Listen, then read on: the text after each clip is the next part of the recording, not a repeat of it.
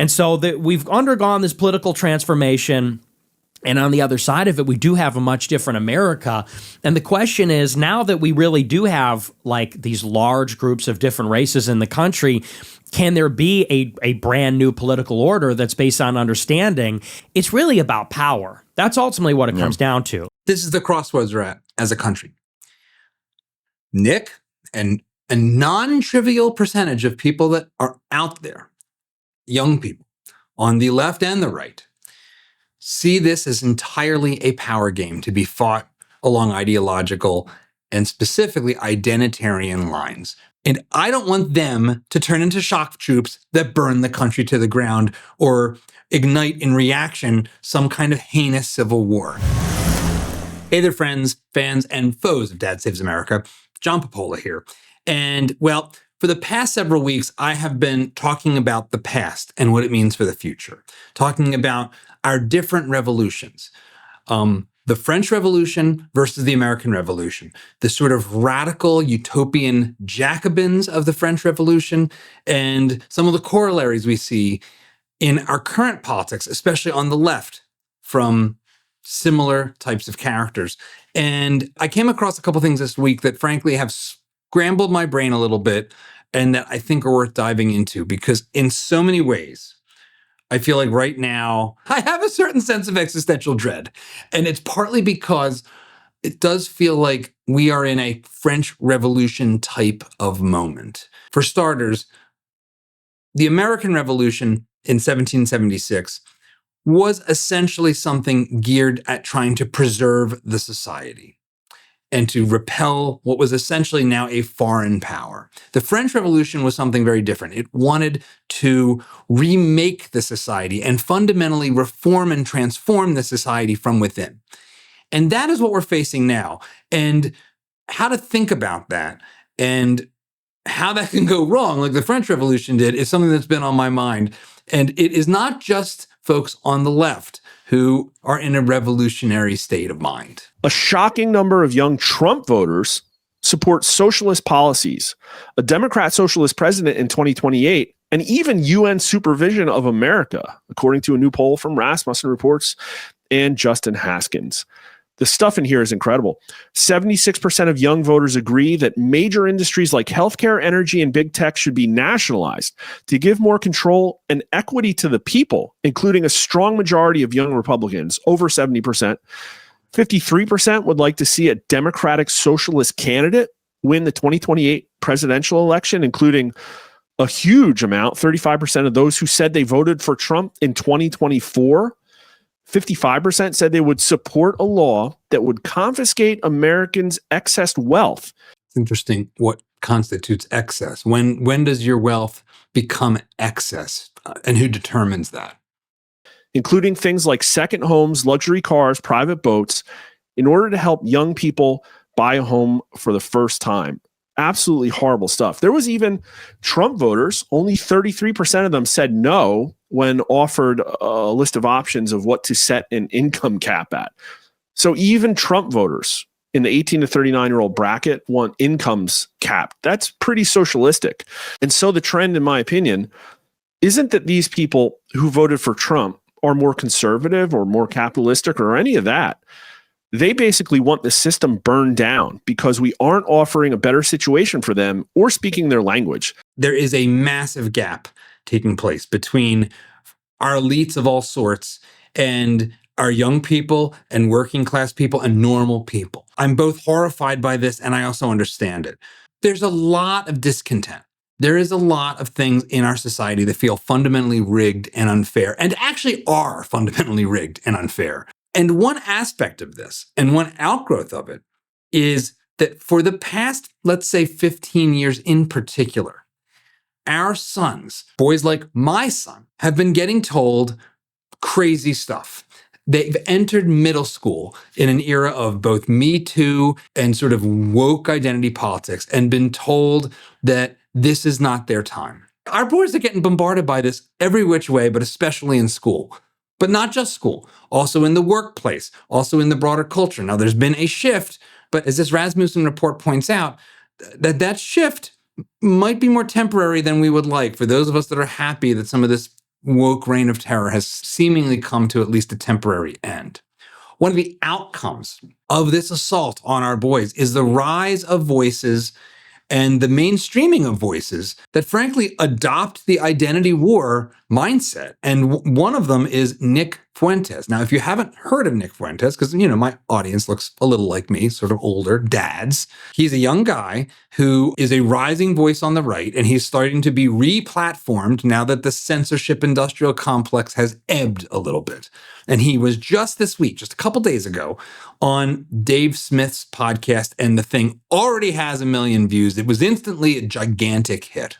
Nick is a voice of these young men. And I think we ignore that at our peril as a body politic, but also as parents and as fathers, because you should know the kinds of voices that your kids are paying attention to. For a lot of people that you talk to, these are like, I'm not saying they were black people growing up in the Jim Crow South, but they really did come up under a system that was overtly bigoted against them, where it was like, hey, it is the law of the land that you will be denied opportunities. We're looking to put women and people of color and everything except you, straight white man. Mm-hmm. We're looking at everything else. Your university hates your guts. Hollywood hates your guts. The media, the political class. And it's a big ask after all of that when you get the leg up to go, can you be cool now?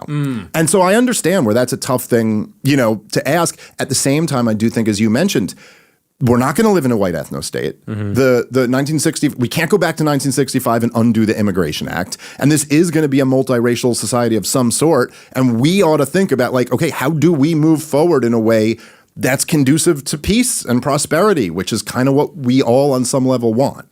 Yeah, it's a difficult question because I guess it comes down to multiracialism itself, because we do live in different America. There was, I'm told, the consensus in the 90s and the early noughts where people describe race relations as generally good. And, we could talk about why that is. I mean, people say that that's only after there was this intense anti-crime intervention, the crime bill and Giuliani and stop and frisk and all that. But people say things are pretty good. There's a bunch of points here. The one is a question. Can we have a multicultural society and have it work? And we have told ourselves, certainly our elite institutions have been telling us that this is the nature of America. And I broadly actually agree with that we have been a multicultural society for a pretty long time. We are maybe the only truly successful multiracial, multicultural society. The only other one I can think of in this hemisphere, in the new world, so to speak, is Brazil. And Brazil is a basket case. So we're it. If it's going to work, it's going to work here. It might only work here. But what's he talking about with the 90s? Well, he's echoing something that I say here all the time, which is the late 90s was indeed the peak of Western civilization. And when it comes to race relations, the late 90s and the early 2000s really were a peak. This is the Gallup poll on race relations that Nick is talking about and that I have referenced on a couple of occasions. And it asks the question, would you say relations between white and black people are very good, somewhat bad, or very bad? And this graph here is of those who said it was either good or very good. And as you can see, entering the 21st century, black and white people were pretty close to each other, and a supermajority said good or very good. Whites were 70, as high as 75%. Black Americans were 70 to say 62. There's a dip here in 2007, 55, but then it kind of comes back. And 61, again, supermajority, a bill that could actually pass the Senate without filibustering. And then it takes this horrible turn starting in 2013. And I'm going to come back to that. But this really was the halcyon days of the late 90s and the early 2000s. But one of the other things, as I've been going back to the 90s, is that there was stuff going on in the 90s that echoes a lot of recent times. The 90s and early 2000s in some ways were like this sort of mini version, like little fractal repetition of our times today, and of the kind of cycle of history that has repeated several times in America. There are 3,000 National Guardsmen on duty in the city of Los Angeles. I will use whatever force is necessary to restore order. In April of 1992, President George H.W. Bush federalized the California National Guard to help local law enforcement regain control in Los Angeles during the LA riots. The unrest stemmed from the police beating of Rodney King, which was caught on camera. The officers involved were acquitted, and there were fires, looting, and destruction throughout the city. Sound familiar, right? You've got Donald Trump sending the National Guard into California, Chicago, and Portland, in some ways under more coherent circumstances because he's claiming he's protecting federal buildings as opposed to just doing local law enforcement. But here we are. Nearly 10,000 National Guard troops were deployed. In 6 days, more than 60 people died, more than 2,000 people were injured, and damages were estimated at over $1 billion. This was the BLM riots 1.0, you could say. Actually, no, 1.0 would technically be the 60s. But this one was closer to the BLM riots and actually had more justification with Rodney King than the BLM riots. But I digress. Why are we the victims? I mean, my parents are good Christians. I mean, we've been through so much, and to go through this, I mean, everything, 22 years down the drain. Many Koreans who yesterday were the shopkeepers of South Central Los Angeles today have lost the businesses they took years to create. What can I say? I don't have any word to say. This looks a comeback, John. George Huang woke this morning to find his mini mall burnt to the ground. A loss of $1.5 million and a lifetime of dreams and effort. 41 Korean businesses in South Central have been torched, dozens looted. In this overwhelmingly black and Hispanic area, Koreans own many of the small businesses. They're insular, they employ their own, they keep to themselves. Blacks say that's the problem. I'm not surprised that the Koreans got targeted because their prices are high, their attitude is wrong, and they just don't seem to have any respect for the black community. Can't we all just get along isn't new. And it does raise the question, how did we get from this to a state of relative peace by the end of the decade? Well, there's a lot of reasons, and some of it is the return of law and order, which basically everyone, especially poor people in black communities, ultimately would prefer. You don't want to send your kids out to school and have them get shot. That doesn't work that great. So despite the Rodney King beating, despite the tensions between black communities and the police, the fact of the matter is, this was actually the high watermark at this moment for crime in the United States. And what came next drove crime down to all-time lows, to the point where when I moved to New York City in 1999, the place is clean, the place is super safe. It's actually like the safest, biggest city in the country. And there's a Republican mayor, Rudy Giuliani, who's broadly liked. It's like another reality looking back 25 years ago. But there were other echoes of our modern times in the 90s and signs that the 90s was sort of healing itself, because political correctness was also rampant in the 90s. It was also the first wave of political correctness, but we solved it the old-fashioned way by laughing at it. It's a whole new ball game on campus these days, and they call it PC. PC?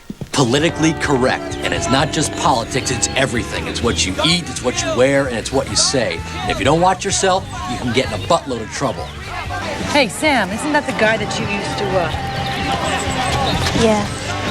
You went out with a white male? I was a freshman. Fresh person, please. Please. See, all this stuff was happening in the 90s, but we did mock it. You know, this place is kind of insane. Wait till you meet the cause heads. The what?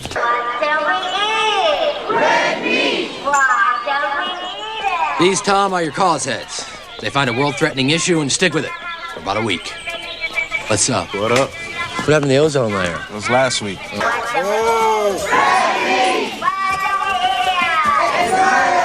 I'm a black man. There's no justice for me here in America. I should be at the front of the line. Yeah, well, I'm gay and subject to ridicule and discrimination wherever I go. Women are oppressed throughout the world. Give it a rest. Thank you. My first job was actually at MTV, and even MTV had fun making fun of political correctness on college campuses in response to the release of PCU. Hi, I'm Tabitha Soren with MTV News. Political correctness has gone from being a catchphrase to a sometimes tyrannical mandate on a lot of college campuses, and now there's a movie about it called PCU. Juliet Honan took some real-life students from UCLA to review the film. First time I came to UCLA, I couldn't believe how many groups there were. I saw just an ad the other day for the Pacific Asian Islanders Gay Lesbian Association. And I said, oh my God, only in LA. Only in LA. That all went national, but for a time, we beat it back to the point where, well, frankly, this was a time when people like Jimmy Kimmel were actually funny. Tonight on Politically Incorrect with Phil Maher. Then they are the co-hosts of The Man Show, premiering June 16th on Comedy Central. Adam Carolla and Jimmy Kimmel, boys. How are you, man? No, how are you? Even then, Adam was the funnier of the two. But this was the thing.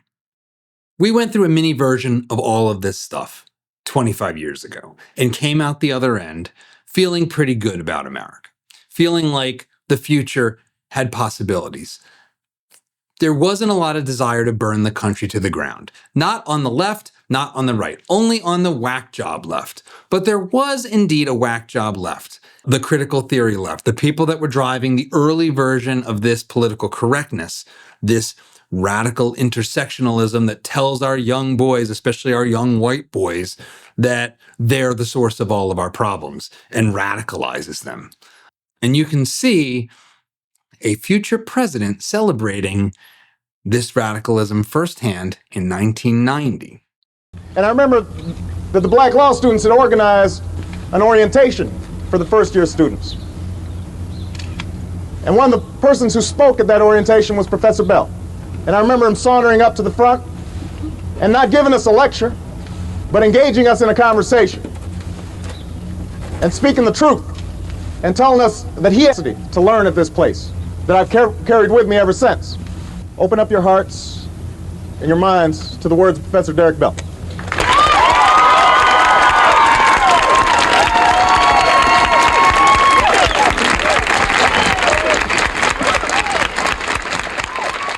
Open up your hearts and your minds to Derek Bell. Who is Derek Bell?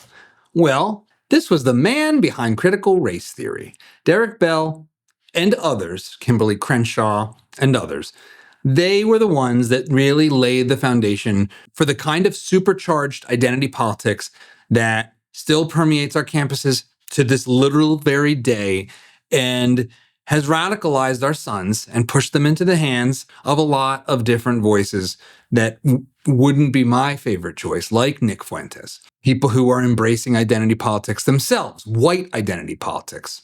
And so that might help explain how and why, starting around 2013, race relations began to collapse under President Barack Obama. I did an entire video pointing this stuff out.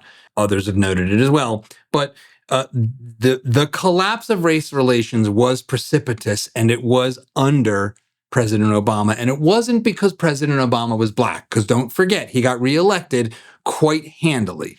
It was because he was a critical theory guy fundamentally. This is what drove the politics of the post-Ferguson era, the era of Black Lives Matter, the radicalization that really found its peak in the 2020 through 2024 time period under, well, President Obama's vice president, come President Joe Biden. Horrible, horrible stuff. Total collapse. In 2013, black adults, 66% said they thought race relations in this country were good to very good.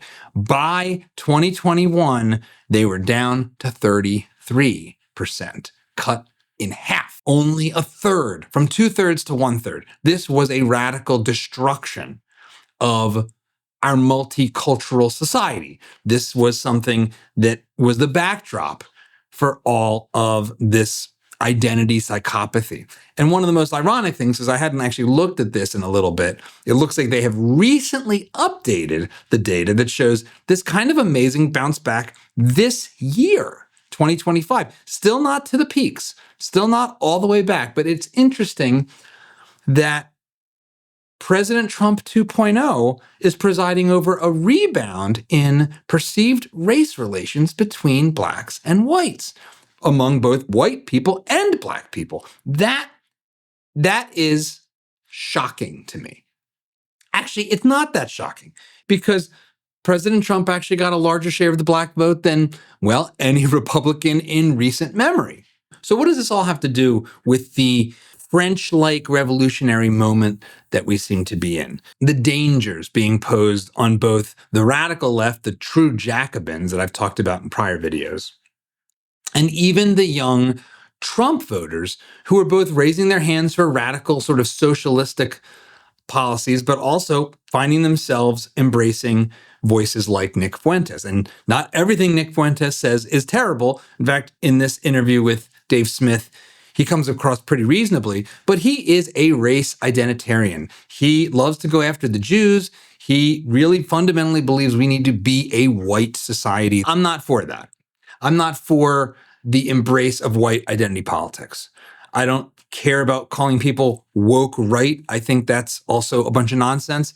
But I think it's really telling and frankly a little troubling to hear Nick Fuentes get mainstreamed the way that he is. I say this as someone, for the record, who actually a couple years ago went to bat for him as part of a film festival that was kicking out a film that they initially accepted about Nick. Because Nick has been through a lot of shit. He has had himself debanked, deplatformed, and put on a no-fly list without ever being charged with a crime. That is totalitarianism. That is outrageous. And this was in the aftermath of January 6th. Nick is a complicated character. What's happened to him is fundamentally un-American. And I've never met him, but I will say I did go to bat to try to stick up for him because a buddy of mine actually made this documentary about what happened to him after January 6th. So I'm trying to grapple with these different voices in this movement, especially on the right, which is kind of where I broadly sit. And I think Nick's rise means something, and we have to take it seriously as parents and as a country. This is important stuff. This is actually the new mainstream of our discourse, is podcasts like Dave Smith and Nick Fuentes. How do we chart a course that can solve for this problem of living together in a multicultural, multiracial society, something that humans don't have a great track record on, don't have much of a track record at all in the long history of humans on this planet? Well, I think the efforts that have made so far have run out of gas, and we need to try something new and old, actually. So speaking of old, the regime that we are currently under is still fundamentally the one that was kicked off by Lyndon Johnson and the Great Society. The Great Society rests on abundance and liberty for all. It demands an end to poverty and racial injustice, to which we're totally committed in our time. So will you join in the battle? We have the power to shape the civilization that we want. We have the power to shape the civilization that we want. What happened here? This was the civil rights moment. This was the birth of the Civil Rights Act, which did several things that were necessary and important at the time. The most important of which was disbanding the Jim Crow laws. Segregation in the South in this country was indeed a reflection of popular beliefs. So it wasn't singularly a government phenomenon, but it was also a function of state and local laws, the Jim Crow laws. And one of the reasons why, frankly, I asked Bob Woodson, a longtime civil rights advocate and a older black conservative, a voice of the right from the 60s through to today, who was there on the front lines of the Civil Rights Act, but went a different way ideologically than a lot of his peers. And I asked him at the time, because we were doing some work together. I said, Bob, it is weird that at the time, something north of 95% of Black Americans vote for a single party. You can't really find that anywhere else. That is a more unified voting base than even like Berkeley, California. What is going on there? He said, number one, an actual majority of Black Americans at the time that we were having this conversation work for the government in one form or another. Federal, state, local, social work, police, fire, etc. And so there is somewhat of a built-in pro-government bias in that fact. The second piece, he said, was that you have to understand that for Black Americans, the federal government came to the rescue in the face of local laws. This is why, and this sounds sort of unfamiliar to modern ears, but this idea of states' rights, that we are all different states with different legal structures that have their own sovereignty, and that, the 10th Amendment says that anything not explicitly enumerated for the federal government should be left to the states. That's federalism, states' rights. That was a dirty word because the states were imposing Jim Crow laws, segregation, and structural, formal, legal racism. And it was actually the federal government that came to the rescue of that. I am for that. I am glad that that happened fundamentally. I'm glad that these local versions of government tyranny were broken.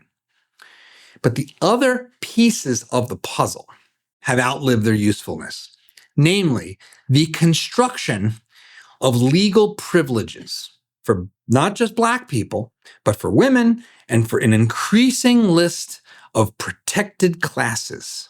This has created our modern problems in a very real sense, legally, as a matter of the institutions of America. When we talk about what kind of change do we need to bring about, if we can have a new, healthy, prosperous society going forward, I think this is an area where we need to take a fresh look. Specifically, I think it is time to abolish all of this.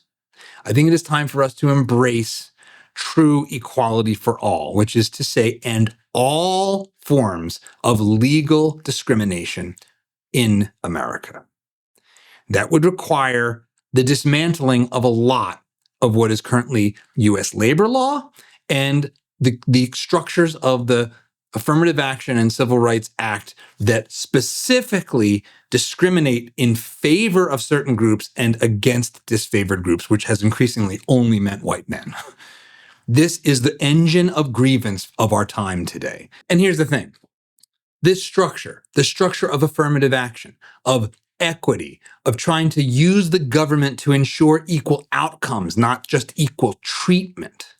This was opposed by thinkers like Thomas Sowell going back to the 1980s, going back to the early days of this movement. And you can see him battle Frances Fox Piven, whose name is important, and I will come back to who she is exactly in a minute, but just hear out this exchange. People are born into this world in a given sector of a society, and many, many of them are born at the bottom of the society.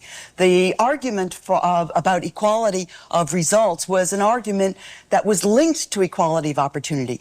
People recognized that unless there was a degree of equality in a degree of enough food, enough security, access to education.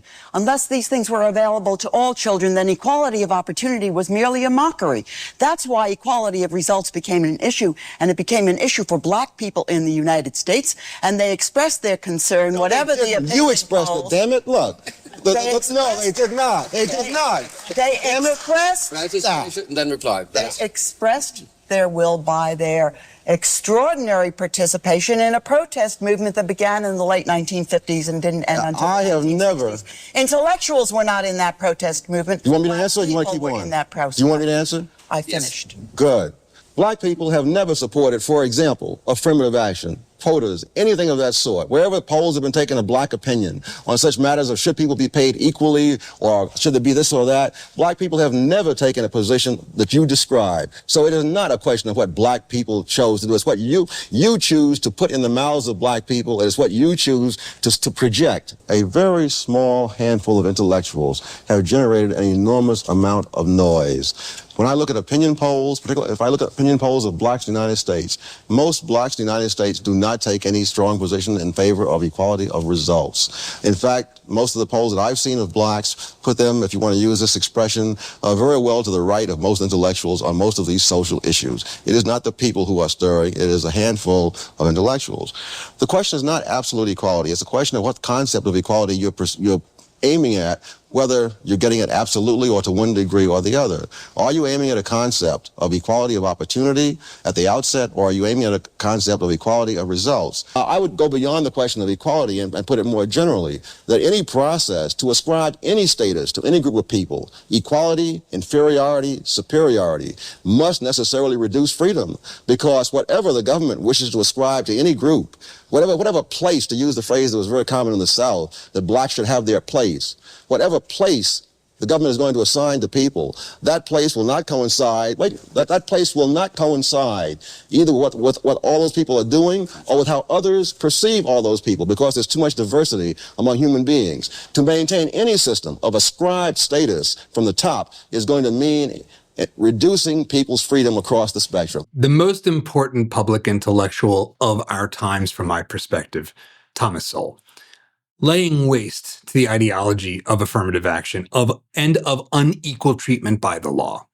His opponent there, the high-minded, social signaling intellectual professor, was none other than Francis Fox Pivens of the rightfully maligned, by some at least, by me, Cloward-Pivens strategy. Let me just read. This is from Wikipedia, or Wokepedia, depending on how you look at it these days. The Cloward-Pivens strategy is a political strategy outlined in 1966 by American sociologists and political activists. Those are basically the same thing at this point. All of sociology is a scam. Richard Cloward and Francis Fox Piven. The strategy aims to utilize militant anti-poverty groups to facilitate a political crisis by overloading the welfare system via an increase in welfare claims, forcing the creation of a system of guaranteed minimum income and redistributing income through the federal government. One way you might imagine this could happen, let's say, is if you radically increased immigration at the same time that you tried to expand the use of welfare benefits to these new immigrants, many of whom are coming in having not contributed to the system in the first place. Just a thought. There's something similar going on there, one might say. And I am broadly more pro-immigration than most of the right wing, actually most of the public in general, to be perfectly transparent on that. But it is interesting that Ms. Piven really seemed to be perfectly fine and interested in using people as tools to create political crises in the name of growing the state. So let's come back to a question raised by Mr. Fuentes. And so we've undergone this political transformation, and on the other side of it, we do have a much different America. And the question is, now that we really do have like these large groups of different races in the country, can there be a brand new political order that's based on understanding? And it comes down to the question of that in itself. And to me, all these little things that they were talking about 20 years ago or 10 years ago, representation, microaggressions, opportunity, it's really about power. That's ultimately what it comes down to. This is the crossroads we're at as a country. Nick, and a non-trivial percentage of people that are out there, young people, on the left and the right, see this as entirely a power game to be fought along ideological and specifically identitarian lines. For Nick, it's about putting white people back on top, or at least understanding that race matters in ways that are not consistent with the way our founders understood it. Our founders, even though they owned slaves, had an understanding of an ideal, an American ideal, the fundamental American ideal, articulated by slave-holding Thomas Jefferson. And that was this. The idea took form. Something new was expressed by men, a new and revolutionary doctrine, the greatest creative force in human relations. All men are created equal. All men are entitled to the blessings of life, liberty, and the pursuit of happiness. That's the goal we set for ourselves. Defeat meant hanging. Victory meant a world in which Americans rule themselves. All men are created equal. Now, this is false. All men are not created equal. All people are not created equal. We are a diverse, different creature. We have wildly different capabilities.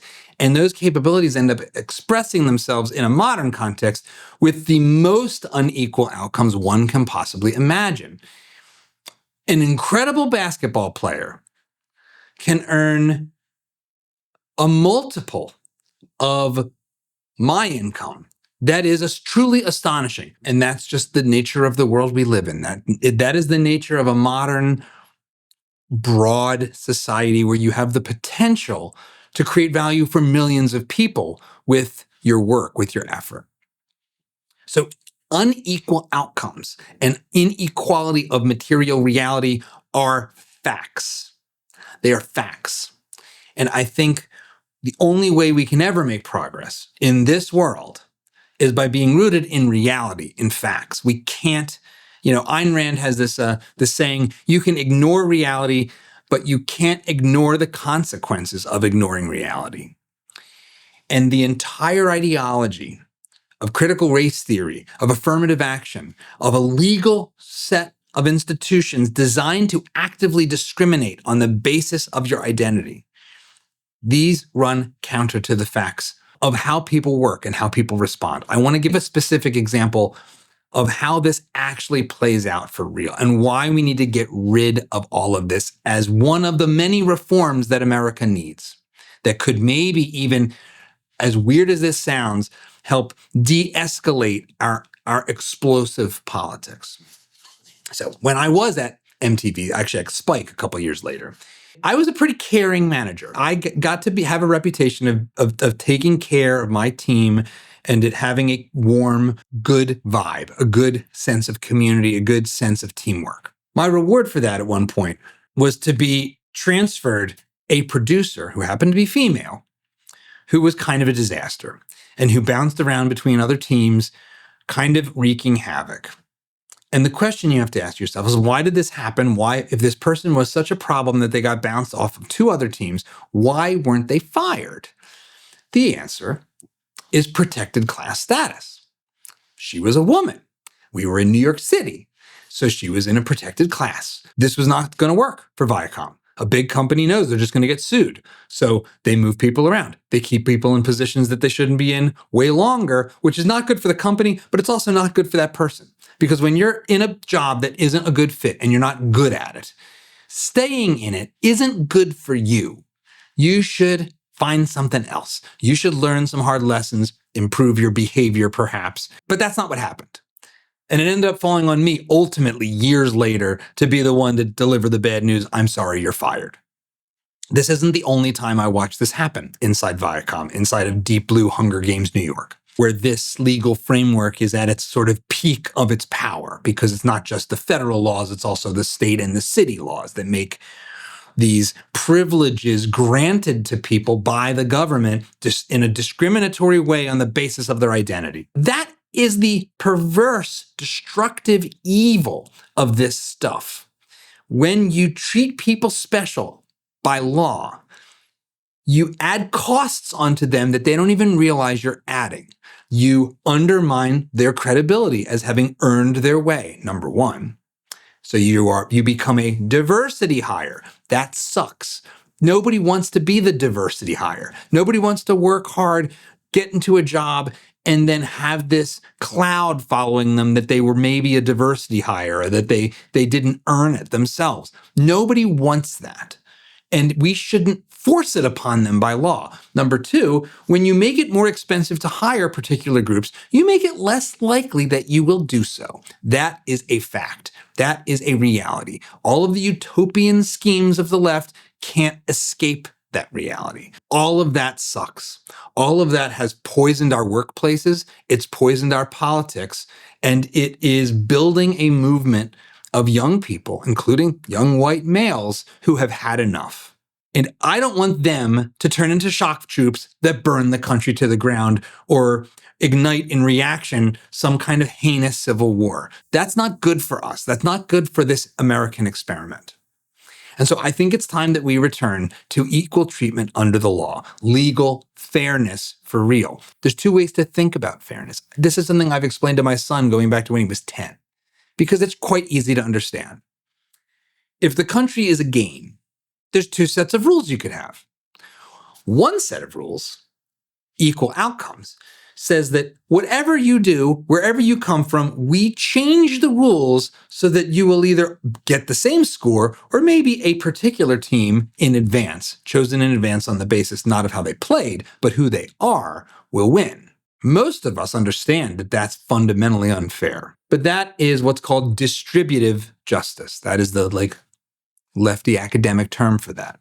That is affirmative action. That is the Civil Rights Act framework, the Title IX framework. Title IX is part of the Civil Rights Act. It should be abolished as well. The other form of fairness is that we have an equal, impartial referee, and that referee will apply equal rules to all the players, and may the best man or woman win. And most of us understand that when it's a game, that is fair play. That's what fairness actually means.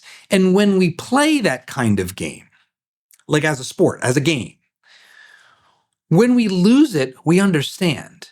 When we lose it, unless we're just a jerk, we can shake the hands of the other team and say, good game.